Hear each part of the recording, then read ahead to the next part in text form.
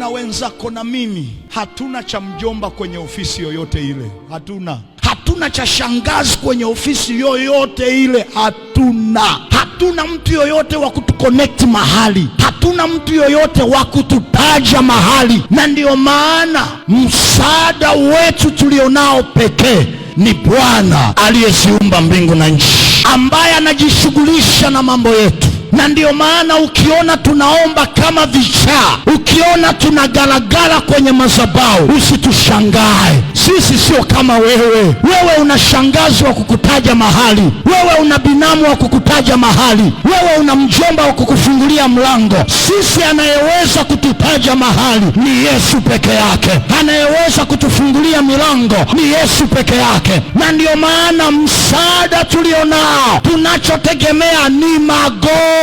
Na ndio maana utatukuta tunaomba, tunalia, kwa sababu msaada wetu unatoka kwa Bwana. Na mimi nakuombea Bwana yaone maombi yako, hayaone machozi yako, akawe mtetezi wako, akawe msaada wako, akawe nguvu yako, akawe nguzo yako, akakutaje mahali ambapo haukupategemea, maana yeye ni msaada wako.